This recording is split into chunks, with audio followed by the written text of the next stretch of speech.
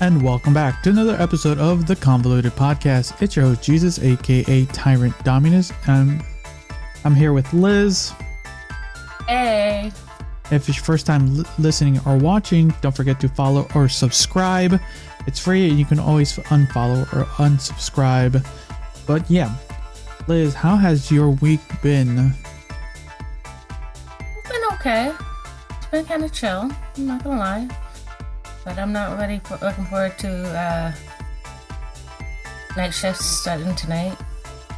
So by the time this releases, I'll be probably dead asleep. How are you? I'm doing well. It is the weekend of, by the time this releases, it's the week of the Super Bowl. So we'll see who's going to be winning. So the Super Bowl is going to be happening probably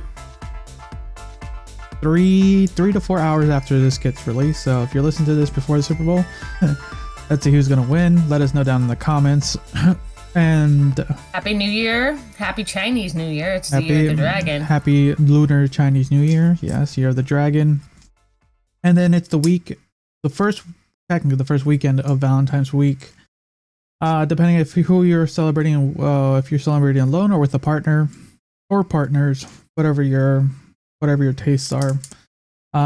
It's a big weekend. It's a big weekend for a lot of different reasons. So yeah, and for the most part, I know as far as the Super Bowl, because that's a big topic in itself. It's been a hot topic for the last couple months. I don't think we've really talked about it because we're not really sports people. I enjoy watching competition sports. Mostly towards like the finale, because I do enjoy watching competition, but I just can't. I'm not the type of person who's gonna watch on a weekly basis a sports game. Yet on a weekly basis, I do watch a D&D campaign show. But one I can watch whenever I want since it's streaming. The other one I have to watch live. I'm like, I just can't. Sports are like, you have to be dedicated to watch on a live basis. And I haven't watched live television in a very long time. Actually, I was talking about this at work the other day because all the price hikes of all the different streaming services.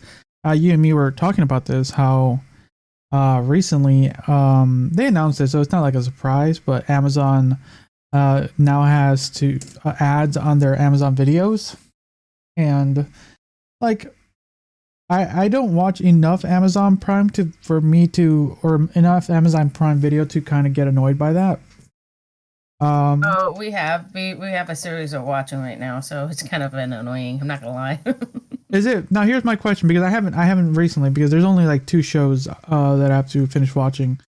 Actually 3. It's the only 3 shows I gotta finish watching are the new The Boys spinoff. Then Has Been Hotel, and then Invincible. Now, here's my question to you. How impeding has the ads been for your show? And then before you answer that, are your shows those traditional 20-30-minute shows, or is it an hour-long-ish show? Hour long. Okay, so how impeding... Roughly, give or take. It's about an hour. So how impeding...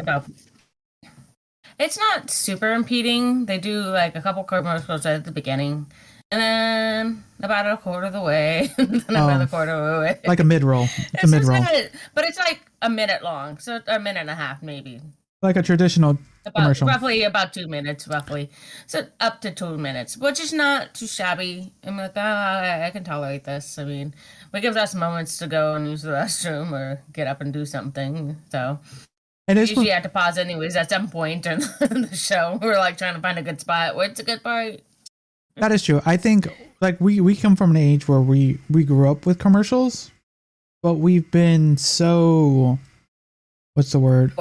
Spoiled by streaming services where like I don't want commercials. And I'll be honest, I like I was saying, I haven't watched traditional commercials for like 6 years. Like the other day I watched it just because I was we were having dinner at one of my family's place, and we were just watching TV, and we were just watching a movie, and we were done eating, and we're just sitting there and watching it, and then it just came on. I'm like, what am I watching? And then I realized commercials, and they felt like a lifetime. Because yeah, like you're right, we've been spoiled, and it's a mix of we've been spoiled and we're paying the price for it, but now we're definitely paying the price for it because one, there's so too many. I would say too many streaming services. Oh yeah, absolutely. There's too many streaming services, and you don't know which one you want and which one you need because you like either you don't really need no one really needs them, but you got to kind of entertain yourself enough to like, do I need Netflix because Netflix has most of my stuff, or do I want Disney Plus, or do I get both? And it's one of those things where you juggle, and if you could be like one of those little, you can do the family thing where one person gets one thing and so on and so on. That is what it is. But it's one of those things where we're getting to a point where most of our stuff is all digital, right? And I don't know if this is not one of the news stories we're going to be talking about, but I want to bring it up because we're talking about streaming service and how spoiled we are and stuff like that. Like, when was the last time you bought like a DVD, Blu-ray, whatever you want to call it? Actually, not that long ago, because it's one of those ones you can't really find it. I don't know if you remember Spaceballs. Spaceballs, yeah.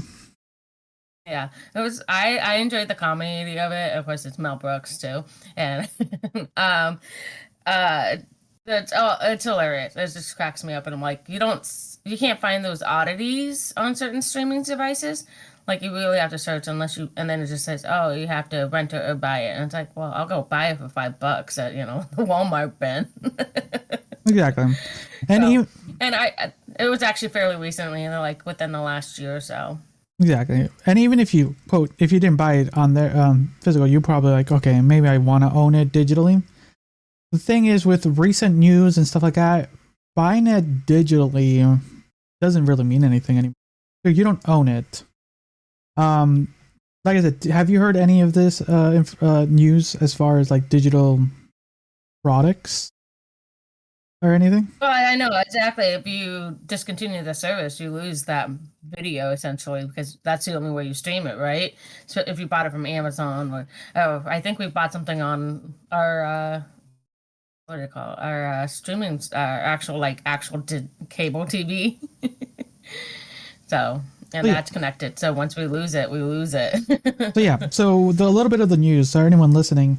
A lot of different companies, I can't name them off of that, but like more recently, like one of the anime services, Funimation, is going to be partnering up with Crunchyroll, one of the largest anime libraries, and they're combining their things, right? And what Funimation did is like they would give you those digital codes, like, oh, you buy the physical, you get the digital code, you get both, right? And there was like a black market of digital code sellers because look, I own the physical copy, I can sell off the digital. There's that's a whole nother pie. But if you did redeem the digital code, you would have it in case you're like, oh, I lost my disc, I can still watch it, right? Convenient. But in their recent news letter to people saying like, oh, look, all the big news, we're going to be partnering up, good for the audience, but any of your digital purchases you lost access to. So all that gone. And in more recent months, a lot of gaming services are losing a lot of gaming products are now becoming digital. You don't buy any video games. You can just buy it online. You can buy it on the computer, on Steam, buy it on the PlayStation store, Nintendo store. You can just have it for the convenience. The thing is, companies are now going to the point where they're trying to wipe physical copies away, just digital. And the thing is, once you lose it, and the company like loses the license or decides to no longer function, it's gone. So the money you spent, the $60, $70, you don't own anything anymore. You're just paying for the permission to it. So when you're buying something, you're not actually buying, you're paying for permission. And it's getting to the point where more companies are doing this. There's been a couple of shows from a couple of streaming services that are no longer on there because they lost the license to it. And you just can't watch them anymore. And then what's the point of owning something when it's not really owning anything? So it's one of those things I've been thinking about. It's like, should I go back to physical media? What are your thoughts? Just kind of hearing a few of these things, and I can clarify if there's anything questions you have. That's kind of crazy. I'm just gonna say that's I could see that happening. I mean, that's bound to happen, right? But yeah, that sucks if you don't have the rights from it. You truly don't. That's shitty. You spend that good money, and at any minute, bing, you don't have it. What? I was just playing with it yesterday. What happened? I was watching that. I was just watching. I was gonna watch that tomorrow, but I bought it. I own it. Oh, it's no longer on that, but I bought it. Platform. That's shitty. That's shitty for a lot of people. I think we're gonna have probably a lawsuit coming up soon with this shit, because a lot of people will be like, "Well, this is my my money. I spend it. My hard-earned money, and who took it away from me?" It is going to be interesting to see how things are handled, because there is a weird thing where it's just like you're not really buying a product, you're buying a license and stuff like that. It's going to be interesting. It's just starting. It's just on the point, because for the most part, at least for me, I haven't bought video media in a long time. Video games, for the most part, I do my best to. If there's a physical copy, I get a physical copy because I want to own my thing. Because if I want to play it, I don't want to download it on my Switch or my PlayStation or anything. If I own it, I own it. It's here. It's in my hands. I don't have to worry that it's going to be removed from the store. I can never download it again. And it's mine. I own the thing. But it's going to then lead to piracy and stuff like that. Because that's how it was back in the it still is in a way, but and we don't condone piracy, but it's one of those things people who didn't have HBO or HBO Max or whatever it was during that time to watch Game of Thrones when it was good, you would just pirate those things and just watch them. And it's just going to get to the point where people are just going to be pirating things again a little bit more heavily, just to quote own it, to own the files, the video files, the game files, just so you can have it in some form of your possession. Because what's the point of paying how much is a movie these days? $35 a physical? I think so. I have no idea. I haven't actually bought a movie in a while. I mean, the last time I bought one, not a physical but online, was probably about 20. What's the latest movie that came out? What would be a latest movie? Oh my god, why are you gonna think of movies right now? Spider-Man? Yeah, let's just do Spider-Man. The new Spider-Man movies. Let's see. Let's just see how much. I actually might have bought that one. I don't know if I bought it online, but I can't remember what I paid for it. But I found it for a reasonable price, I think. So Spider-Man, the Blu-ray is not bad. It's sitting at $25. That's not bad. $25 is not bad, but when you kind of do the mind trick of $25, but I could just pay, what is it for Netflix, $13 or $15 a month. I can still watch it there, and then I can watch a bunch of other things there, right? But then you want to watch Spider-Man again. It's no longer Netflix because they lost the rights to it. Now you have to either find where it is, or it's been gone forever and you don't get to watch Spider-Man anymore. Or if you bought it, got the code, lost a disc, and whatever the site that was using it to redeem is gone, you lose it. It's one of those things where we're renting basically all our products. We're paying a subscription. And it's not only just that, it's like I recently thought about this the other day. It's like for renting a house, you're just paying a subscription for your house. Like it's a lease. It's called a lease. Yeah. You're just leasing all your shit. You don't own a single thing. You technically don't even own your home because once you die, it's gone. Like, yeah, that's true.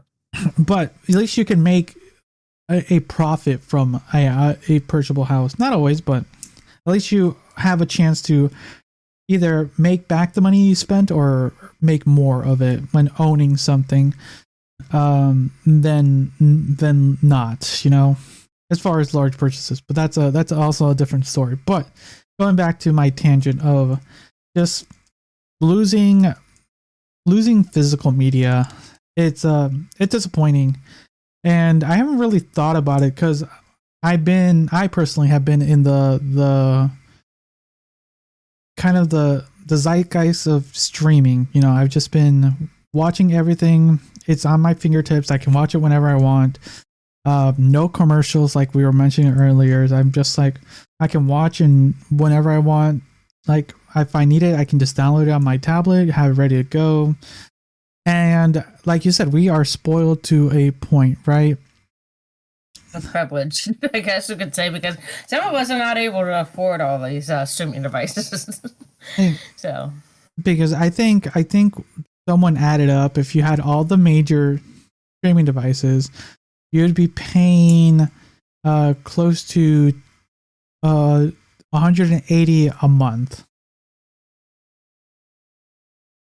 No. I don't even know. I have no idea. I haven't looked at my bills lately. Sometimes it's better.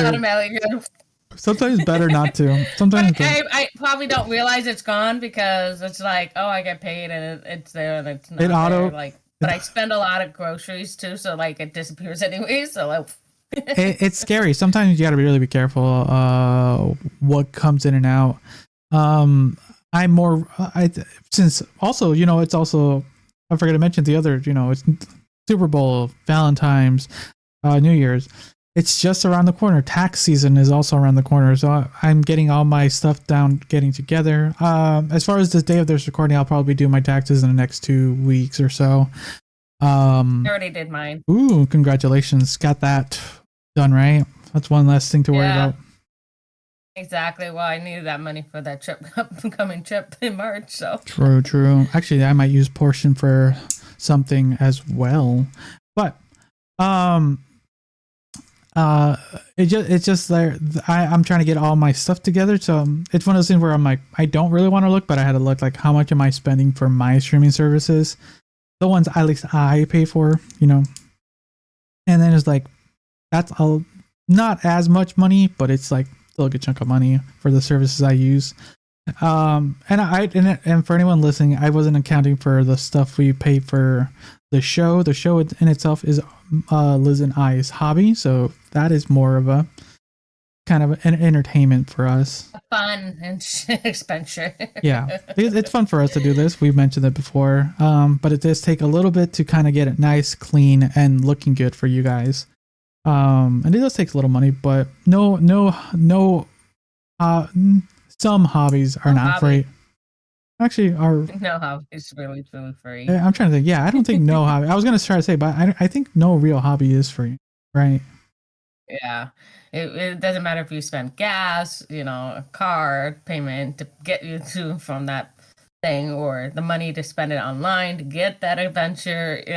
Like it's a matter of Yeah, well, we'll say that's our idiom. No hobby is free, and because if you dial it down for at least for me and Liz, we're paying for the internet to be able to connect to each other, the computers we're using to record, the webcams, every little thing.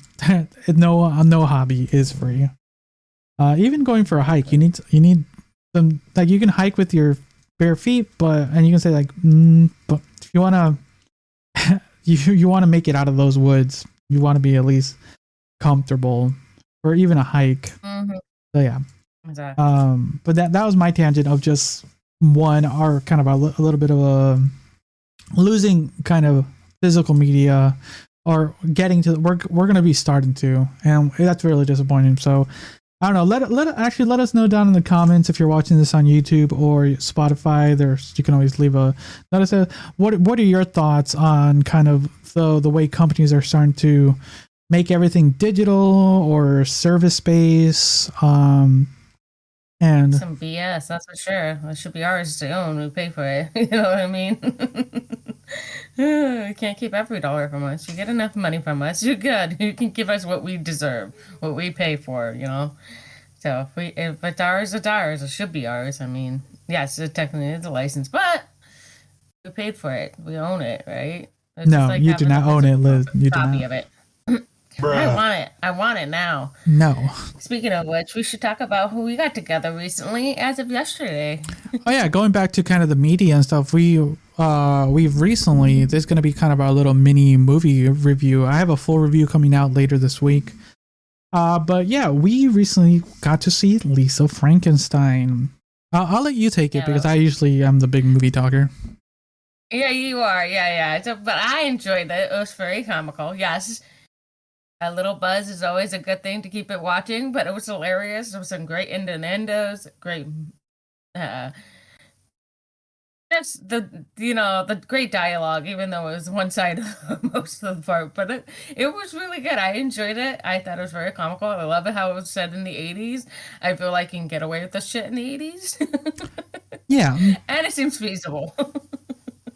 So what Liz mentioned, it was really wonderfully acted. The cast was good.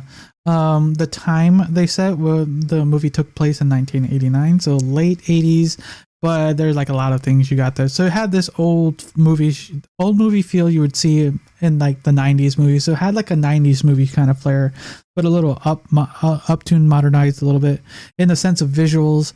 They stayed away with a lot of modernization since it was 1989, as far as the movie told us. The cast was great. Like Liz mentioned, yes, you got a really one-sided from our main characters, but they did a wonderful job. Music's good, fun, funny. Oh, yeah. Definitely a rom-com flick for Valentine's. So if you're watching this this weekend, or if you have watched this, let us know also in the comments. Or if you're planning something because Valentine falls in the middle of the week, I think, sometime there. Yeah, it's an awkward week. Wednesday. It's an awkward one. So if you're spending Valentine weekend already has done, or you're spending it on the second weekend, that's what's weird about having Valentine in the center of the week. There's a good recommendation. I believe me and Liz would recommend this as a fun date night movie. This is a comedic horror. Really, it really was comedic. It's fun. It was funny. Our audience was laughing.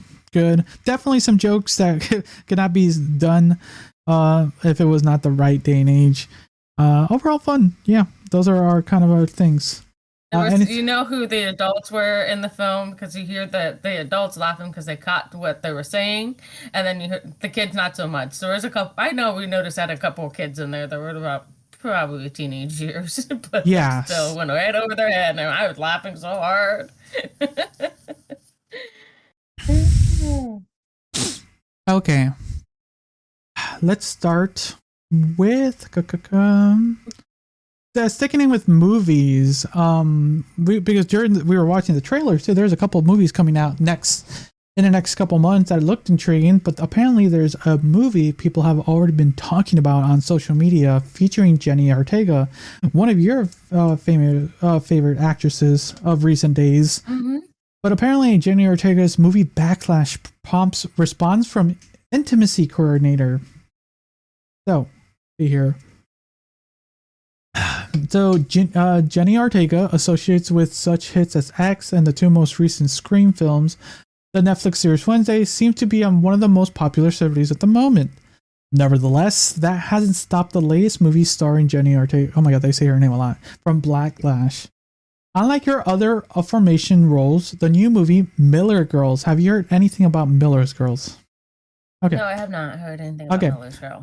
Features Jenny Ortega in a very different role. She plays an 18-year-old student, Cario Sweet, while actor Martin Freeman, 31 years old, 31 year older than Jenny Ortega, plays her teacher, Jonathan Miller. Ultimately, however, the two characters form an intimate relationship. This has many social media users quite upset with Miller Girls. Though some viewers were pleased with the film and Ortega's performance, others insist that it's just too, quote, gross, unquote, given that the age gap between the two cast members and their characters. Okay, before we get into some of the responses, what are your thoughts? Just kind of hearing the premise a little bit of the movie and kind of... Okay, so technically this character is 18 years old. What in society does that mean? They're adults, right? Right? Okay. I've been the 18-year-old. I have been with older men in my past. Does age bother me? Hell no. I have that issue. I am one of those girls who's never had... I've dated a lot older than me.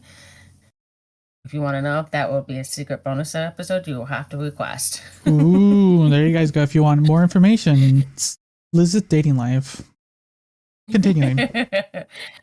But honestly, I get where they're coming from, but at the same time, this is Hollywood. You get away with this kind of shit. And age, again, is not the same. I mean, Jenny Ortega is older than 18 years old. We have to realize this too. So it's just a movie. The age difference is meant for the impact, for the realizations. But honestly, it doesn't faze me as much. So maybe I have a different perspective because I come from that idea. But interesting. That's a very interesting way to put it, because yeah, your mindset is completely different. Kind of your what is the best way? Traditionalists, those like. Mm-hmm. I bet that's the best way to put it. But this has been going on for centuries. You think about it. 14-year-olds were married off to 30-year-old plus men. Remember, those is back. It wasn't that long ago. I mean, you think about it, it's still happening to this day. I mean, because child marriages are still going on in the United States, but that's a story. But I'm still saying it's been going on for years, for centuries. I know people are like, oh, that's traditional. No, there was a difference. It's plays out on today's society. It's been going on for centuries. It's been going on for decades. True. The counterpoint to that is it's been happening for them, but it doesn't have to be. Like, we are now modernized, true. It shouldn't be happening. That's what I would counterpoint with you. That's what people would say. Like, it shouldn't be happening. It is immoral, improper. And let's kind of go through the comments and we can kind of see, because I understand from your perspective, because you have been in that mindset where you have dated older gentlemen, and so this is more like what more people are seeing outrageous. And they'll probably mention this. It's one of those things where it's like also the power imbalance, because Jenny Ortega's character. The other thing is, like, we're talking about a character, but it's also sensationalizing the dynamic of teacher student and stuff like that. So it's one of those things, like, I can understand where people are coming from, but it's like, what are you taking away from him? What is the movie really portraying? Because the movie's not out, but it's getting all this hype already. But we'll see. Let's just see what some of the comments on X have to say. So this is from Lindsay. Leslie. Is that the first one? Yeah. This Jenny Ortega as Martin Freeman film is gross. So gross. You want to read the next one? What says, yeah, the dialogue is so bad. There's some screenshots from the first few scenes. Also, the character thing is like Jenna Ortega's character, I think Winnie, right? Gets in an inappropriate relationship with the teacher, and then when he doesn't end up having sex with her, accuses him of assault. So it just goes all around. Get my girl out of this movie, OMG. Sometimes I think age gap discourse has gone too far, but I see things like Miller Girls, and my immediate response is, ew, yuck. Jenny Ortega looks 12, and I do not want to see a grizzled Martin Freeman anywhere near her. The Martin Freeman and Jenna Ortega thing is so icky, I don't not like it. Martin Freeman, what are you doing to Jenna Ortega? All caps. So those are just some of the things that got pulled. I love how sometimes people just pull these. I'm trying to see how many actually likes. There's a 2 likes, is it really just 2 likes? What the fuck? No. Why are these the tweets they use? I'm double checking. They really gotta find better. Yeah, they gotta find better posts. Okay, it's a thing where it's like they shouldn't really. If people are outraged, it should be getting like thousands. Or do you think I'm wrong on that? Is everyone's opinion right? Everybody's opinion matters, but not to an extent. I mean, it's Hollywood again. Hollywood will do what they want to fucking do, right? So, I would say there's a lot of opinions. Actually, I would say a lot of people's opinions don't matter. Like, they don't. It doesn't matter if this person doesn't like the movie. Like, yeah, well, there's gonna be other people, and I bet you it's gonna really hype it up, and there's gonna be. Oh no, yeah, definitely this. Watch, just watch. Oh, this. Definitely, I want to see. Everybody's hyping up to be negative. Everybody's gonna go see what the real hype is about, and then it'll be like. Oh yeah, definitely after. See it from that perspective. Definitely after hearing all this, I'm like, I want to see what all the hubbub is about. That's one of those things. Like I'm seeing these quotes. I mean, these tweet quotes from things that only have 2 likes, but it's like these people, these like. Voices like honestly, I don't really care what they're saying, but now I'm interested to see why these few little people are mad. And if people don't like what we're saying, like they don't have to care what we say. Like, it's our opinion. Exactly. Like, if you can take it with a grain of salt, you can. But like I said, in Hollywood, negative publicity is publicity. True. But let's go. Okay, continue with the article. Now, following the backlash, the film's own intimacy coordinator, Christian Ajorna, I think that's him or not, has responded to the X-rated moments between the 2 characters from the film. It is in particular scene that seems to be getting the most backlash, but Arjuna does her best to get us the record straight via Daily Mail. Quote, there were many people throughout the process engaging with Jenna to make sure that it was consistent with what she was comfortable with, and she was very determined and very sure of what she wanted to do, end quote. Quote, part of my job is to support her decision, and I want to adapt whatever the comfortable level of my actors, especially on the production like this, where there is a large age gap between the actors.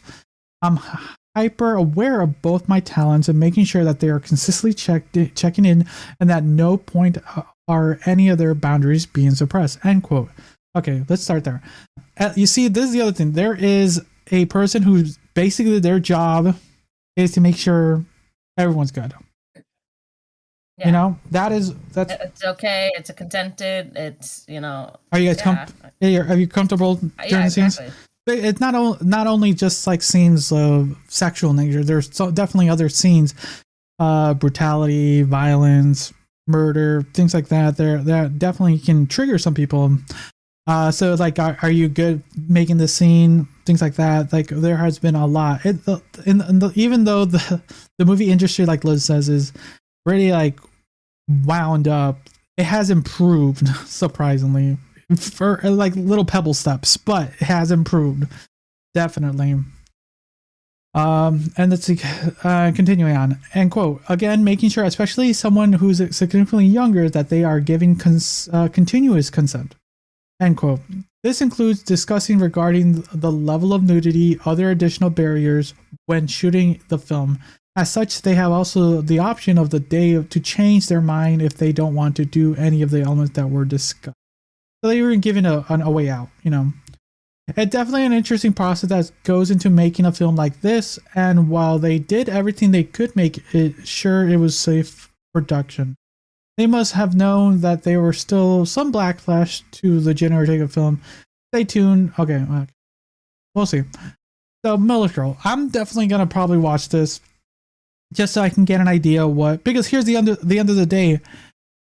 If the film is good and like that's the only element of the scene that people are getting riled up, like what's the point?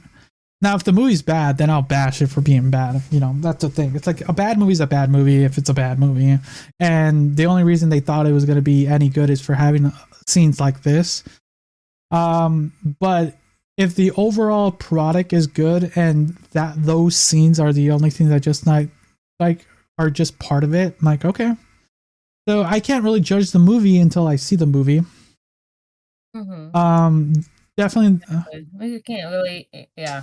Your opinion is gonna, whether you like it or not, it's gonna be based on how well the film is done, right? So, I mean, I hope ultimately, because they do have this coordinator, it's really got to flow well with the movie. So yeah. And on top of that, I actually like Martin Freeman, some of his performances, and like you mentioned, I actually like these two actors and actresses. So I'm looking forward, like for performance wise, like I'm actually genuinely looking forward to this because of these two actors and actresses. The concept of Miller Girls, what is it actually? Like we kind of just we don't actually know what it is. Let me check what it is. look it up. Miller Girl. The creative writing assignment yields complex results between a teacher and his talented student. That's all it's a one-line synapse. What the? What? Oh, okay. There's gotta be more to this. I'm trying to find just kind of a how there's sometimes a paragraph, like here's kind of what the movie's about. Oh my god, they have the whole movie. Yeah. No, look at. So, Kario Sui is an 18-year-old wealthy girl that lives alone in her family mansion in Tennessee while her attorney's parents are away on a business trip. Kario takes the class of high school creative writing teacher. Oh, they're high school. Interesting. Teacher John Miller, and impresses him with her wide knowledge in literature and familiarity with Miller's own book. Miller gave up on writing after he got married and started teaching. While his wife Beatrice has become a more successful author, she consistently reminds Miller of his lack of ambition to write something new. Ooh, this seems like it's gonna. Just reading that paragraph right there, that's what I want.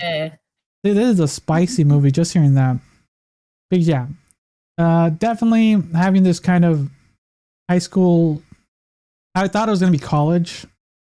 But adding. I was thinking college. I was thinking college, but it sounds like it's gonna be high school, senior year.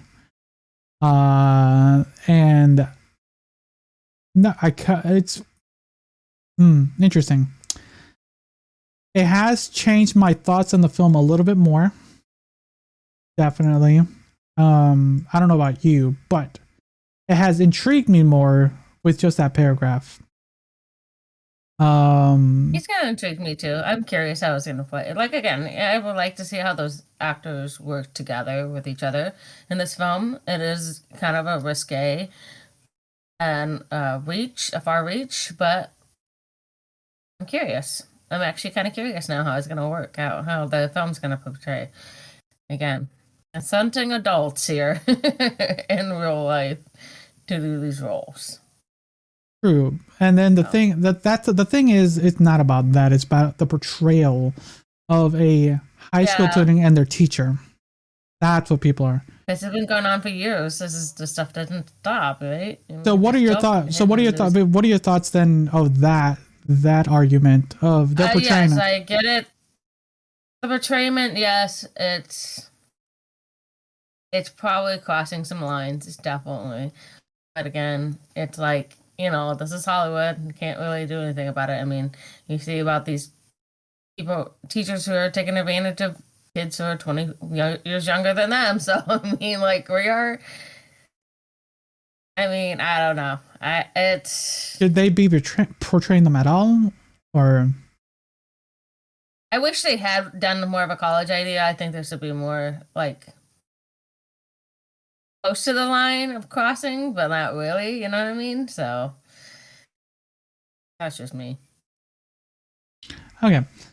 Talking about crossing the line, sadly, continuing on with media and stuff like that, I want to talk about, were you ever a big wrestling fan? Not really, ever. Never, ever. Your family? Never understood no. Oh, maybe somebody in my family. I can't remember who, but yes. but they were into it. I was like, oh, okay, cool. Like, but it wasn't like it didn't hold forever. Like it. So yeah, my I family. think, I go ahead. Yeah. So for my family, we grew up watching professional wrestling, quote, professional wrestling. And the best way I can explain it to a like an outside participant is a physically induced soap drama. Because there are characters, there are storylines happening week to week, and all being played on a big stage. So that's how I explain it. It's just basically a soap opera with fighting. So hopefully, for anyone listening, I did my best to explain it. And did that help you, Liz, a little bit? Yeah. I figured it was something along that lines. It's just never really piqued my interest, so to say. So. But definitely one of the biggest, quote, actors was one of the head CEOs or former CEO, Vince McMahon. But let's continue on with the article. So a former WWE employee files sex abuse lawsuits against the company and Vince McMahon. The former WWE employee filed a federal lawsuit Thursday accusing executive Vince McMahon and other former executives of serious sexual misconduct, including offering her to a star wrestler for sex. The graphic 67-page suit from Jenna Grant, who worked in the company's legal and talent department, also includes allegations that McMahon, now 78, forced her into sexual relations in order to get her and keep a job and pass around pornographic pictures and videos of her to other men, including other WWE employees. McMahon stepped down as CEO back in 2022 amid investigations into the allegations that match those in the lawsuit, which was filed in the U.S. Department Court in Connecticut, where WWE is based. Grant also named defendants in the lawsuits in the WWE and John Lawrence, the company's former head of relations and general manager. The AP technically does not name accusers in sexual assault cases, but Grant's representative said that she wished to go public. Ms. Grant hopes that her lawsuit will prevent other women from being victimized. Her attorney, Ann Kell, said in the statement, the organization is well aware of Mr. McMahon's history of depraved behavior and his time that he takes responsibility for the misconduct of his leadership. The WWE parent company TKO Group issued a statement saying that it's taking the allegations seriously. Mr. McMahon does not control TKO, nor does he oversee the day-to-day operations of WWE, TKO Group said in a statement. While this matter predates our TKO executive team structure, tenure at the company, we take Miss Grant's horrific allegations very seriously and are addressing the matter internally. Emails and social media messages seeking comments were also left for the McMahons and I forget what her name is. John. John. According to the lawsuit, McMahon lived in the same building as Grant in 2019, offered to get her a job at WWE after her parents passed, and she alleges that he eventually made it clear that one of the requirements of the job was to a physical relationship with him and later John and others. Over the next few years, McMahon lavished her with gifts, including luxury cars, and the suit says. It also alleges that McMahon offered one of his star wrestlers, a person not named in the lawsuit, sex with Grant as a perk in 2021. WWE benefits financially from commercial sex acts venturing orchestration by McMahon, including by having wrestlers, talents such as WWE superstars sign new contracts with WWE after McMahon presents plaintiffs as a sexual commodity for their use. So basically, sex trafficking. Okay, we'll start there and then we'll continue in a second. So what are your thoughts, kind of some of the things that just been spread? I've been seeing this article, these similar article titles flipping over, and I'm like, why am I not surprised? I'm just, I don't know. It just it didn't seem to faze me anymore. Like I thought this was like happening, but I don't know. he always gave me the creeps when I saw him. I'm like, I don't like this guy. I just was looking at him. I'm like, I don't like this guy. I don't know why. I just don't. So, yeah, that explains why. that's the thing. The thing is, he played the heel. And for anyone who doesn't know what the heel is a wrestling term for like the bad guy. So he played the heel a lot during his time on the WWE. The thing is, he played like this over what's the word, characterized version of Vince McMahon. To then now we're finding out that no, that's who he really is. He's or worse than that. He's really just a horrible individual. And I wonder if they don't even have that. There's other articles we have, but for the most part we get it.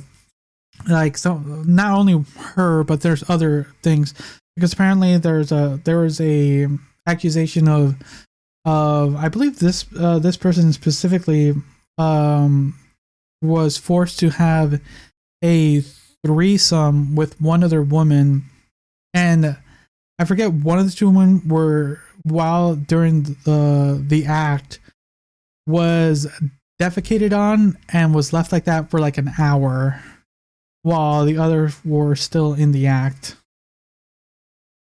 Ew, gross.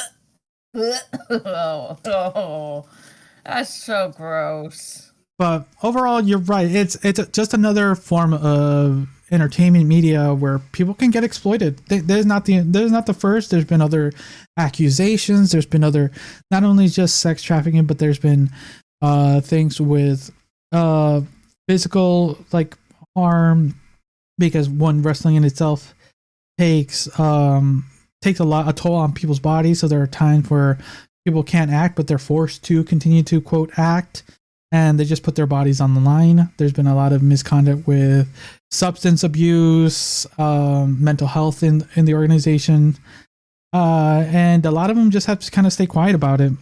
That's the thing about it. It's like, if no one talks about it, like, nothing happens. It's probably written in their contracts. It's like, oh, you talk about this, you lose your job. We'll fire you. The NDAs and stuff like that. Mm-hmm. So thinking about the WWE, my mom's company eventually merged with a top name company, food brand. Actually, we did. Do you remember? I don't know if you still eat it, but Chef Boyardee. Oh, it's been a long time, but yeah, I remember eating those back in the day. Yeah, so my mom used to work for the company, the original company that had that product before they were bought out by the major chain corporation. They actually did like golf tournaments and stuff like that, so they actually have like posters and all that with some of the big WWE faces of the time back in the early mid 90s. So yeah, I still remember this. There was like get-togethers, like, oh yeah, go meet the star. And I was like, oh, okay. We were told to go. We had to go. No, yeah, there were multiple times where they were in town and they were doing meet and greets that I think I only ever got to meet them one time when they were in the area, but it's definitely those times, like, there are a couple times I really wanted to go see them. But remember, that's children. A lot of children, some children nowadays have more access to this information, which can be good and bad, depending on what they're learning, and because it can be helpful or detrimental depending on how they take that information. Yeah, but back in the day we didn't really have it, so like, did I know? So the 10-year-old me know this was happening in the background? No, I was just watching two people fight, having my hero beat the bad guy in a wrestling ring. That's kind of all you're thinking about. But nowadays people have more information, and that's where it's like, it's hard to put myself in that space, because it's been so long at this point, where we didn't have that level of this drive and to seek out this stuff. We didn't really need to.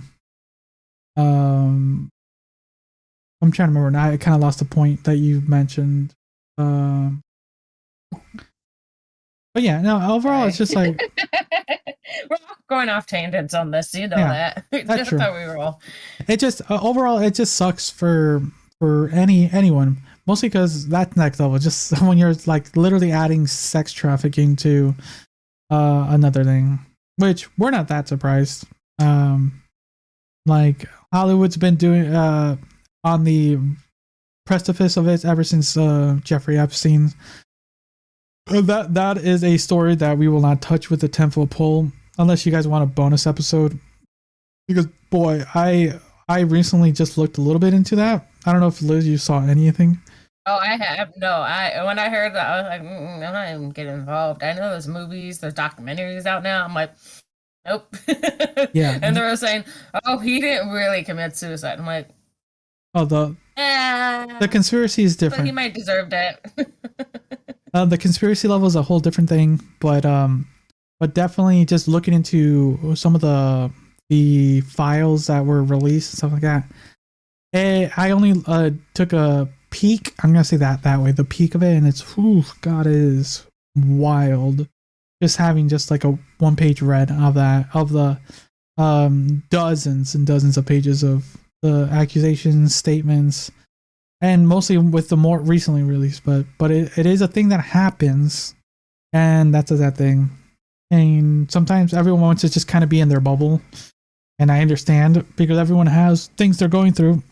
Like me and Liz has spoken about that, not in full detail, but we do our best to do that, and we try to escape our little bubbles every once in a while to kind of do some of these stories, because sometimes you kind of have to poke your head out of the bubble to know that some stuff is happening around the world that is horrendous, but good. Sometimes there are some good stuff. We don't talk about it a lot, but there are some good stuff that happen. This show's more for some of the weird stuff, like a CEO defecating on a sex trafficked woman. Liz would never have even known that happened. Nope. Mm-mm. But personally, I would have been like, yeah, you're going to do that? Fine. Do it to blow up doll. We're good. Oh, the mess they had to clean up after that. Yeah. Anyways, but to each their own fetish. But yeah, that's kind of what are your overall thoughts for the situation then? I hope she gets a compensation and the person actually receives the backlash pretty harshly. So that's what I hope for this outcome for this. I mean, and I hope more people step up forward and come forward with the truth. I mean, I'm all about that movement. So, let's go with this one. I want your opinion on the next one, the parenting one.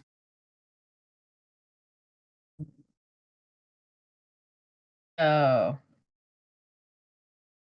all right. Okay, so read the title, and then I want your definition first before we get into the article. Millennials are gentle parenting. Is it producing entitled kids? Okay, what is your definition when you hear gentle parenting? Like no reprimanding, no consequences. I don't know. No, like this is your definition. When you hear like this is what I don't. I have no idea what that generally means. I mean, I have no idea. I've never heard that term, gentle parenting. Really? I've heard a lot. No, I've never heard that. I'm harsh, but I'm not harsh. Like I have my moments. I have my like, hey, this is supposed to be like, this is what we do in this world. We don't do this thing because this is the consequence, or this will be the backlash of this. I mean, I'm kind of lenient on my kid a little bit, but not super lenient. All right. Not compared to my parents. All right, continue then. What's the article has to say? It's the stuff of nightmares for frequent flyers and vacationers alike. You're trapped in a claustrophobic metal tube for 8 hours, hurtling through the air at 35,000 feet. All you want to do is enjoy a movie, some music, or a good book. Instead, a toddler is transforming the plane into his personal trampoline park, jumping on his tray table and shouting at his parents. They're in the chill mode, totally unfazed by the tiny terror's behavior. Okay, absolutely not. That was never how I trained my kid. I always specific about this shit. You have to calm Mr. Courtesy, kid. You're flying on a plane. You are not going to be screaming. You're not going to be, jumping all over the place. You're not going to kick the person seat in front of you. There's a little bit of everything. I was very courteous because that's how you are. You're on a plane. Yeah, it all sucks. So it's like karma. Okay. So no, absolutely. That is never my kid was never like that. Ever, absolutely. I've actually gotten a couple compliments from when my kid and I would fly. And that was never, the reason. My kid was well behaved and still is a well behaved kid on a plane. There's never ever done that. I mean, they have their moments, but every kid is entitled to the moments. So Bruh. All right, continue with the article. Yet this nightmare is all too real, and according to some, all too common. Such instances have become staples of the community, such as Reddit. I hate parents who let their kids run wild and become everyone else's headache, and vents one user, while another battle-hardened parent of 3 declares it's 100% on the parents, no question. Absolutely true. The phenomenon has been blamed on the rise of so-called gentle or permissive parenting styles, and research from Newsweek suggests it's increasingly raising alarm, even though there are deep misunderstandings of what such terms mean. With many wrongly equating gentle parenting to permissive parenting, it also opened for a new front in America's culture wars, as others say it welcomes change from the stern approach that they blame for emotional stunted adults. So the parents of today raising a generation of entitled children are simply learning the lessons of their own childhoods. Okay, let's answer that question. Read it again.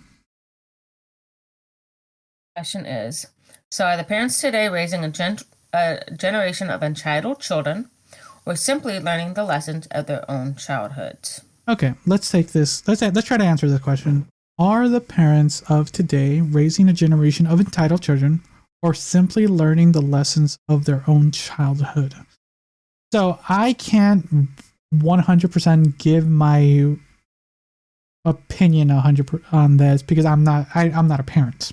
You have a better understanding than I would, but I can still give my thoughts because everyone's parenting is different. I'll give you that, but there are definitely some yes and right and wrongs in parenting. I would say it's a spectrum, but there are definitely some fringe cases, definitely. So are kids being raised entitled in a large scope?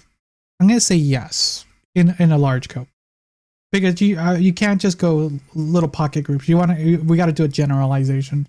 I'm gonna say yes, and then I'll give my explanation. And then how about you? Okay, I definitely think it's coming from what a lot of these kids are coming from. We were coming from a lot of the silent age parents, if not older. They're boomers, basically. I came from that generation, so I think part of it is emotionally stunted me. So I guess I'm trying to create a gentle, even keel. I'm not letting my kid get away with jumping on tray tables, but just but the question again is, my question is general, not your kid. The overall. In general, yes, I believe some parenting is not happening, so they're just allowing this entitled kids. Yes, okay, that's what I'm saying. Yeah, I've seen a lot. So yeah, I've seen it as well, and definitely simply learning the lessons of their own childhood. What does that mean? Simply learning the lessons. What do you take from that? I'm trying to think of that. So, like I said, I've come from the silent generation and the boomers, and they were, very, very strict. That's how they were always raised the kids, right?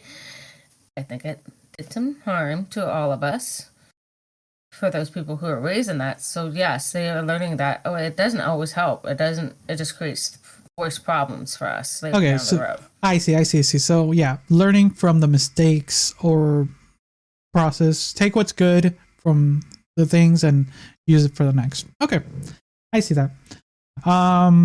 Okay, I understand. So overall, then my thoughts with this question, in my opinion, there is currently a generation being raised to be entitled.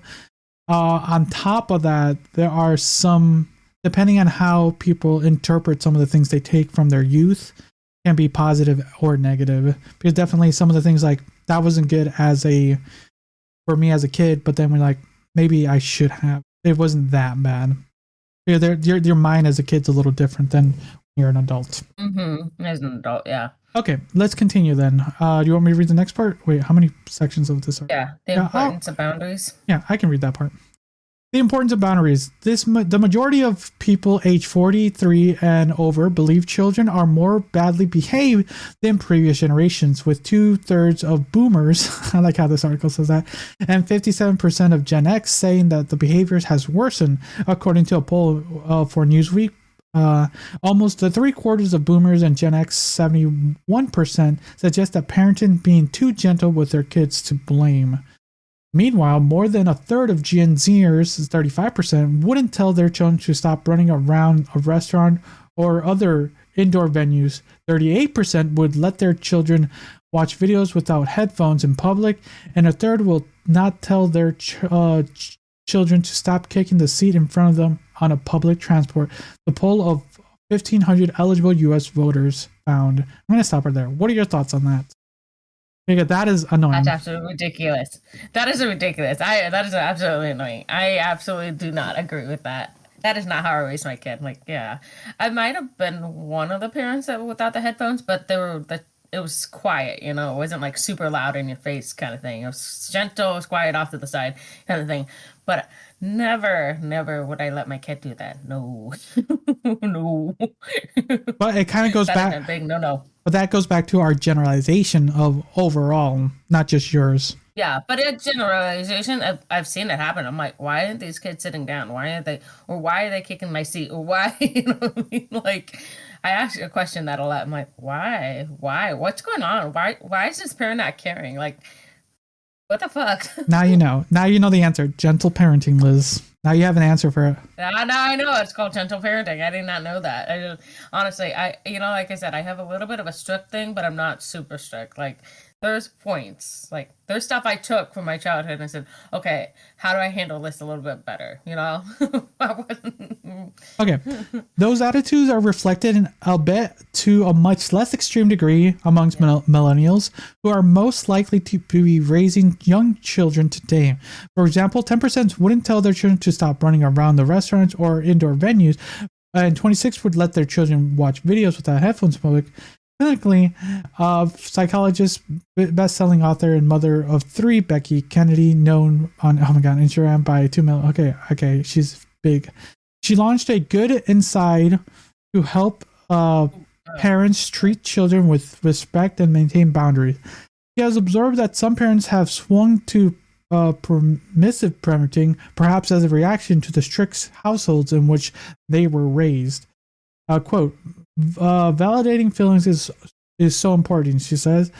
It is an incomplete parenting approach, and it's why I place equal emphasis on setting and holding firm boundaries. None of that is mean or scary. I do think some parents have leaned on validation and not equally into boundaries. However, she is clear that the historic parenting techniques that used fear to control children have led to problems in adults.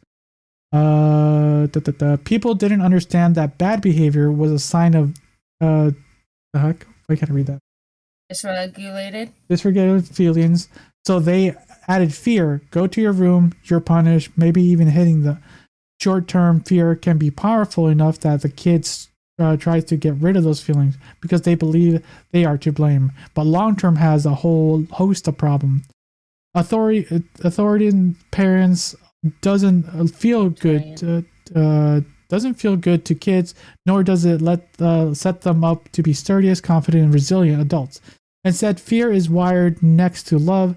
Children learn to mistrust themselves and don't feel connected to their parents because they don't feel seen or safe. We have a whole generation of dysregulated adults. Tantrums, she says, are feelings of a child hasn't yet learned to regulate. Children are born with all the feelings and none of the skills to manage those feelings. When feelings overpower the skills we have to manage them, they explode out of our bodies in a form of behavior. So the parents emotionally coach the children, and they build more skills. They see fewer dysregulated behavior. Okay, so I see what she's going for. That makes sense. Well, that's why she went to school for. What she's saying is, for the most part, in a generalized term, right. Definitely some. Like you mentioned earlier, some of our parents were more on the more forceful side. Definitely.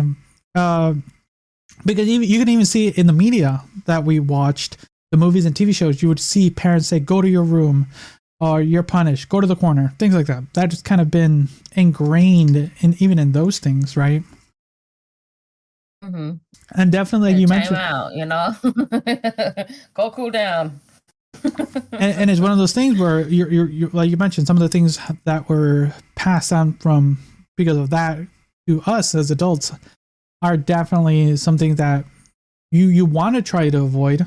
And I actually like what she said about how people handle and manage their feelings. Definitely, as a kid, you can't tell a kid to understand why they're feeling happy, why they're feeling sad, why they're feeling angry, because they don't understand that. Like even as adults, most people don't understand how to handle emotions to an extent. So definitely, like, how would a child, right? So yeah, and then on top of that, if the adult doesn't know how to handle those, how are they going to pass those along to their child? Exactly. Do you have any thoughts of what was her name? Becky has mentioned briefly. I get what she's saying. I totally understand this, like without a doubt. It's I'm one of those parents who have been taught not to express emotion a lot of the time. So, I totally get it. I totally understand that, and I'm seeing it today, and I'm dealing with it in my own little corner. But every day is a day to grow, a day to change, a day to understand, and to begin changing, and help regulating and everything. So. Okay, I'll let you read the next section of the article. Breaking the taboo. Parenting attitudes have shifted hugely over the past century. Heidi Snellenberg, 65, works in advertising, and 2 adult sons, aged 33 and 25. The age of spanking was still in place when I was brought up. She remembered of the childhood in Cleveland, Ohio. It was really bad. I got the paddle, more than a couple of swats, but I came to fear it. Instilling fear is an effective tool in suppression. Suppression, yeah. Life between parents and children were very separate. It was not until I reached 10 that sometimes I would be taken out with my parents. In contrast, her generation was the first to take children to New York restaurants. It was still somewhat taboo. We respected our children to be quiet, so we would bring crayons and Play-Doh to occupy them. She said gradually restaurants got with the program. Now parents feel it's okay to children to scream and cause disturbances rather than whisk the child outside. The 4 parenting styles. There are 4 broad parenting styles, says Amy DiBernardo, New York City. Interesting. I want to know. Adolescent psychotherapist and a mother of 11-year-old. So what are the 4 types of parenting? Authoritarian parenting, where boundaries were set without much explanation, was common in previous generations. Authoritarian parent, because when challenged, might reply, "Because I said so." Okay. Continue. Permissive parenting.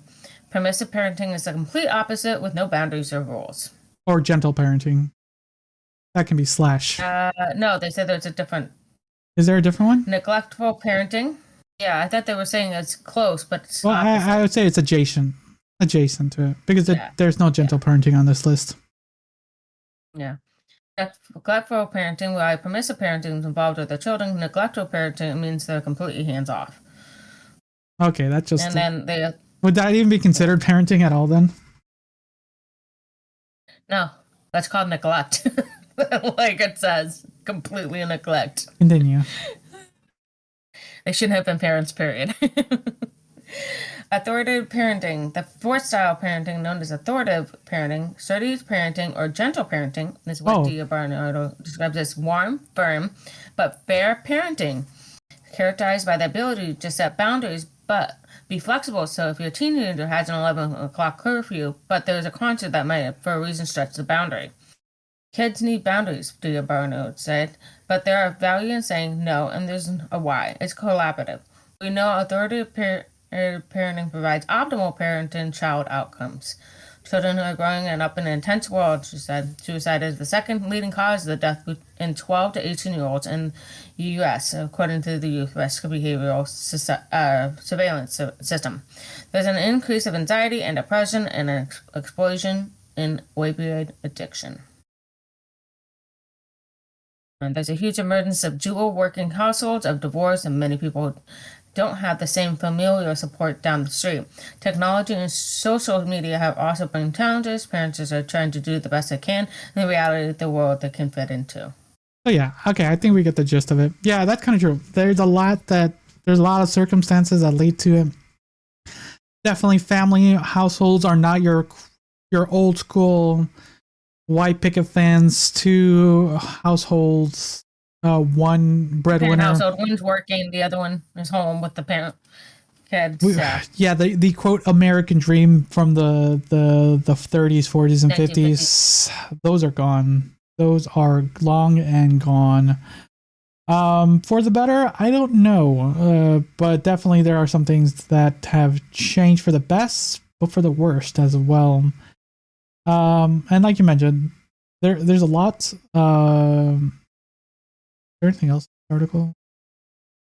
No, just goes on with other psychiatrists and stuff like that. So for the most part, we kind of get it. It's definitely, we are in a weird turning point for this, because we would say millennials are one of the few parents that are changing the way things are raised.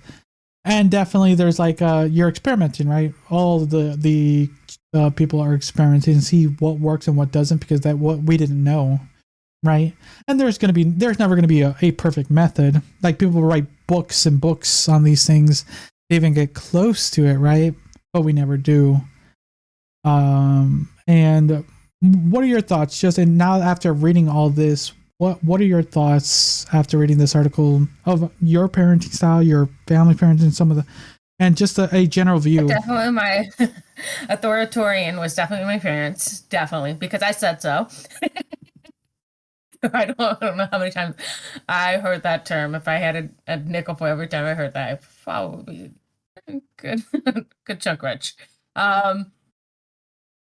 Yeah, definitely. I guess I almost would have equated to authoritative or gentle parenting, but I'm not like crazy. Like these, as you would say, like what was the other one? The other terminology? There's passive. Permissive. I'm not permissive. Definitely not permissive. So I'm like, okay, I'm somewhat good. The authoritarian, like it was my parents. I'm not permissive. I'm definitely not neglectful. Authoritative. And authoritative parenting or gentle parenting is that's where you're more at. my terminology. So, you're in that spectrum. So I don't let my kid run around like crazy in a restaurant. I've always taught them to be well behaved in public and as much as possible. I mean, yes, we had moments where we were grocery shopping. We had to stop and take my kid out of the store because they were misbehaving. So. Situational, like I said, it's all situational. Yeah. So I mean, I know where it's coming from. I do get it. There's a lot of people who are just totally, completely hands off on their kids, and I'm just like, this is not good. Not good for their next generation. So I am actually curious how all these kids are going to be when they're adults. So don't worry, Liz. We're all going to be in cyberspace and VR, so we don't have to deal with any kids. We're just going to be. We just be sitting at home in VR space. Yeah, we don't have to deal with people at all. Yes. All right then. No. Those are our thoughts. Let us know down your thoughts below.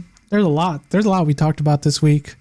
More than I thought, surprisingly. I didn't think we were gonna. So few articles. And there's a lot, but there was a lot to talk about in these articles. Definitely, more than we normally do. Mm-hmm. But we do have our opinions. Let us know your opinions. Because definitely, like I said, no real people's opinions matter except your own for yourself. But it doesn't hurt to hear others' thoughts and take them in, think about them, and either change them or adjust them. And if you have something to say down in the comments that you think we got wrong or you agree with us, let us know. Because as much as it doesn't sound like we don't want to hear your opinions, we'll still read them. If we think you're like, if it's interesting, cool. If we think you're dog shit, that's still the same thing. Not our opinion again. So, everyone, thanks again for listening or watching. Until next time, see ya. Bye.